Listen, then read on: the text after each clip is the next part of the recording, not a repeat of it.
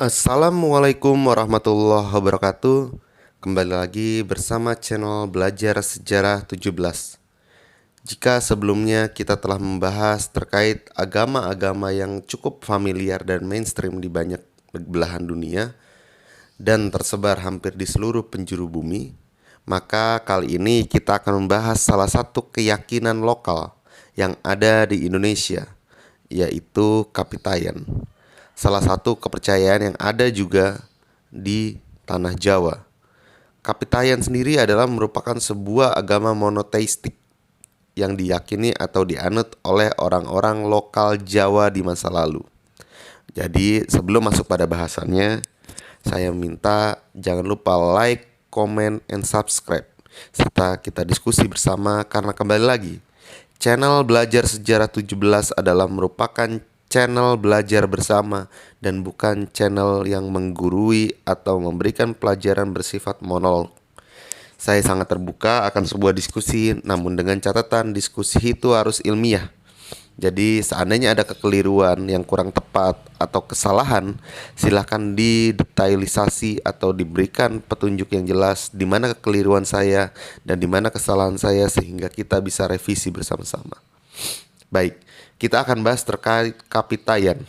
Kapitayan adalah salah satu agama kuno di Pulau Jawa, khususnya bagi suku Jawa.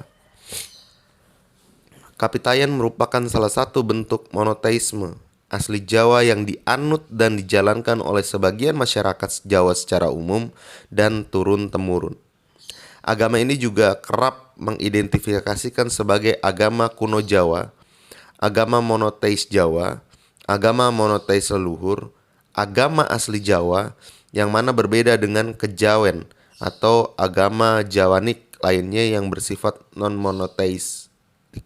Atau agama ini bisa dikatakan adalah agama yang menuhankan satu Tuhan. Sedangkan agama kejawen yang sering didengar itu tidak monoteistik teman-teman, atau tidak menuhankan satu Tuhan. Dia berbeda secara konsep. Makanya saya bahas Kapitayan supaya selaras dengan paham-paham atau iman teman-teman dari Kristen, Katolik, Islam maupun Yudaisme yang monoteistik. Etimologi dan terminologi.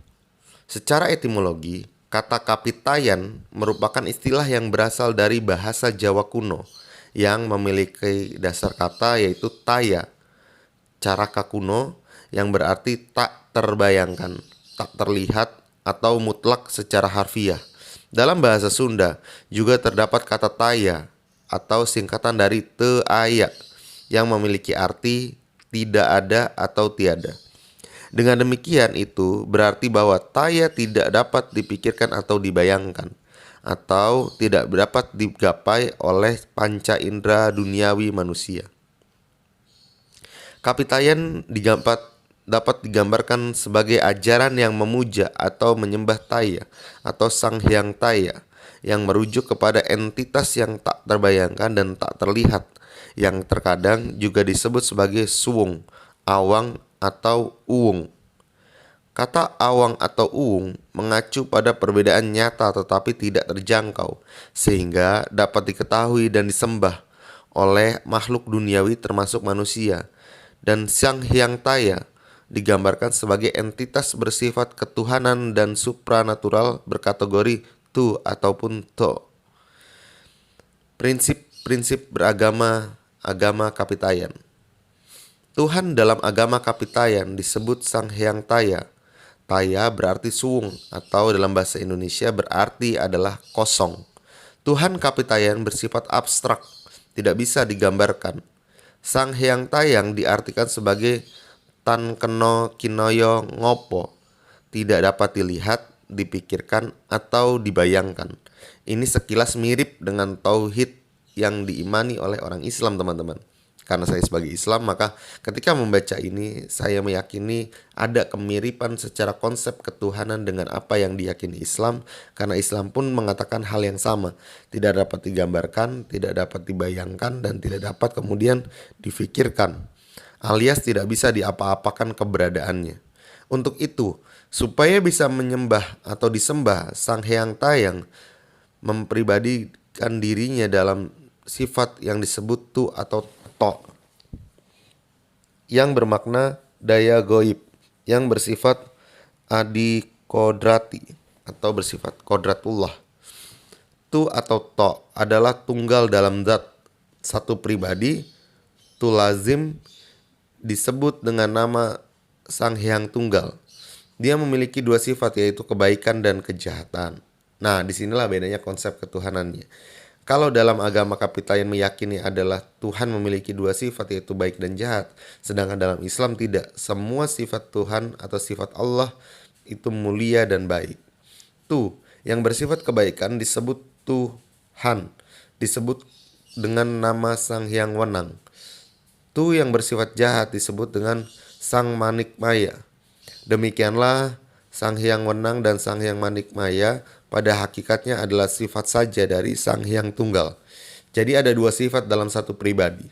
Jadi bukan berarti ada dua Tuhan yang jahat, Tuhan yang baik, bukan. Tapi hanya sosok satu Tuhan yang kemudian memiliki sifat baik dan sifat jahat sebagaimana manusia. Dan itu yang diyakini oleh teman-teman yang penganut agama Kapitayan. Karena itu, baik Sang Hyang Tunggal maupun Sang Hyang Wenang dan Sang Hyang Manik Maya bersifat goib, tidak dapat didekati dengan penginderaan atau akal pikiran, hanya dapat diketahui sifatnya saja. Kekuatan Sang Hyang Taya yang kemudian mewakili di berbagai tempat seperti batu, monumen, pohon, dan di banyak tempat lainnya. Oleh karena itu, mereka memberikan persembahan atas tempat itu, bukan karena mereka menyembah batu, pohon, monumen, atau apapun, tetapi mereka melakukannya sebagai pengabdian kepada Sang Hyang Taya yang kekuatannya diwakili di semua tempat itu. Agama Kapitayan tidak mengenal dewa-dewa seperti agama Hindu. Inilah kemudian yang sangat amat berbeda dengan Islam. Islam tidak meyakini bahwa pohon, monumen, batu itu memiliki kekuatan sehingga harus memberikan sajen kepada patung-patung, pohon, dan batu-batu maupun monumen sebagaimana yang dilakukan teman-teman dari agama Kapitayan. Karena apa? Islam meyakini Tuhan itu esa, kekuatannya cukup dengan kita berdoa kepadanya dan tidak melalui perantara apapun. Secara teologi, Kapitayan ini lebih menyerupai ketauhidan daripada animisme dan dinamisme. Penyebutan sebagai animisme dinamisme sendiri muncul oleh karena secara tampilan fisik, ritual yang dilakukan oleh para penganutnya tampak sebagai penyembahan terhadap benda-benda. Secara sederhana, penyembahan benda-benda itu dipahami sebagai pemujaan terhadap kekuatan benda itu sendiri dalam konsep animisme dan dinamisme. Yang sebenarnya pada awalnya ajaran Kapitayan justru menyembah benda itu sebagai kekuatan mutlak, tetapi lebih pada menyembah Sang Hyang Taya tadi, kekuatan tertinggi. Benda-benda yang terdapat dalam ritual keagamaan seperti pohon, batu, dan mata air adalah beberapa perwujudan saja dari kekuatan yang maha tinggi, yaitu Sang Hyang tersebut. Jadi hanya merupakan simbol saja. Seperti umat Islam misalnya menyembah ke arah kiblat atau Ka'bah, menyembah ke arah Ka'bah. Bukan berarti umat Islam itu menyembah Ka'bah atau menyembah arah barat, tapi memang sebagai sarana untuk memfokuskan titik berat ibadah kita supaya fokus dalam beribadah. Oleh karenanya, Sang Hyang Tunggal dengan dua sifat itu bersifat goib.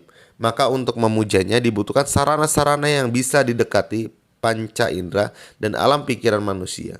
Itu sebabnya di dalam ajaran Kapitayan dikenal dengan keyakinan yang menyatakan bahwa kekuatan goib dari pribadi tunggal Sang Hyang Tayang yang disebut Tu atau To itu tersembunyi di dalam segala sesuatu yang memiliki nama Tu atau To. Para pengikut Kapitayan meyakini adanya kekuatan gaib.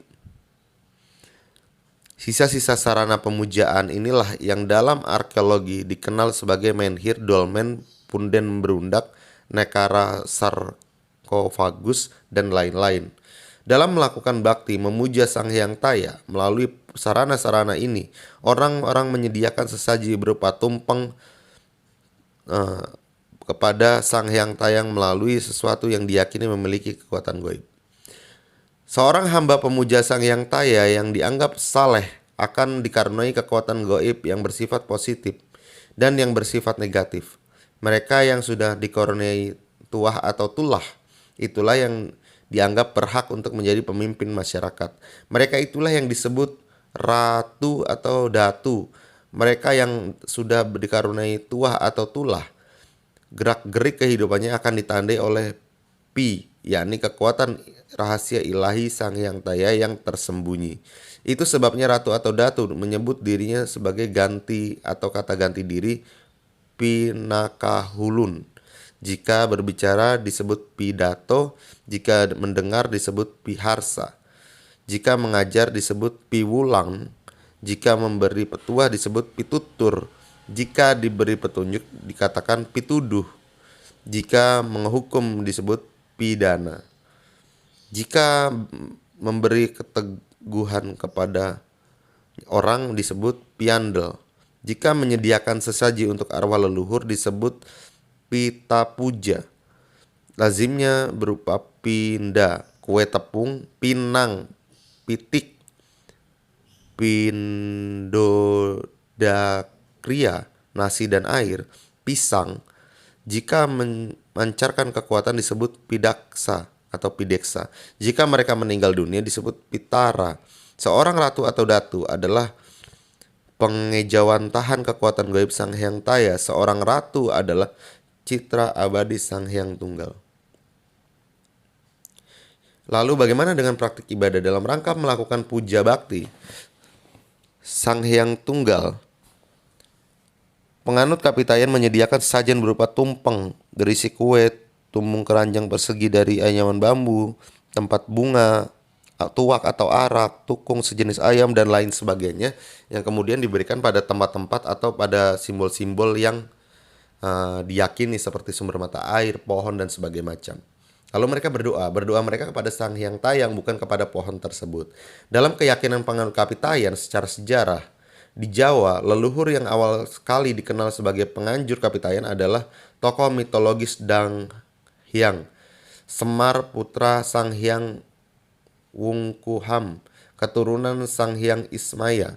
Menurut cerita negeri asal Dahyang, Semar adalah Swetadapwipa, benua yang tenggelam akibat banjir besar yang menyebabkan Dang Hyang Semar dan kaumnya mengungsi ke Pulau Jawa.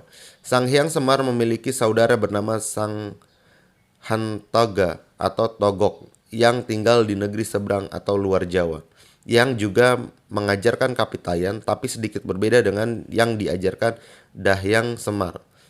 Saudara Dahyang Semar yang lain bernama Sang Manikmaya menjadi penguasa di alam goib kediaman para leluhur yang disebut Kahyangan atau Kayangan. Tokoh-tokoh idola dalam ajaran Kapitayan seperti Dahyang Semar, Kyai Petruk, Nalagareng, dan Bagong muncul sebagai punakawan yang memiliki kekuatan adikodatri yang mampu mengalahkan dewa-dewa dalam agama Hindu. Jadi itu memang sedikit penalaran atau sejarah serta pengetahuan kita terhadap Kapitayan. Saya sendiri asli keturunan Jawa Tengah, Solo tepatnya, dan masih banyak di sana masyarakat yang juga menganut paham-paham Kapitayan, walaupun hari ini sudah mulai banyak yang juga berakulturasi atau terkontaminasi dengan agama Islam, maka muncul istilah-istilah seperti Islam kejawen dan lain sebagainya. Tapi perlu dihormati bahwa ini bagian dari budaya, keyakinan yang merupakan bagian dari budaya, selama kemudian tidak mengganggu dan merusak ekosistem kemasyarakatan kita, maka kita harus berjalan pada relnya masing-masing. Yakini apa yang kita yakini benar dan jangan menyalahkan apa yang orang yakini kebenarannya. Terima kasih, ada kurangnya saya mohon maaf. Tolong berikan komentar dan tanggapannya serta kritik dan sarannya. Terima kasih. Assalamualaikum warahmatullahi wabarakatuh.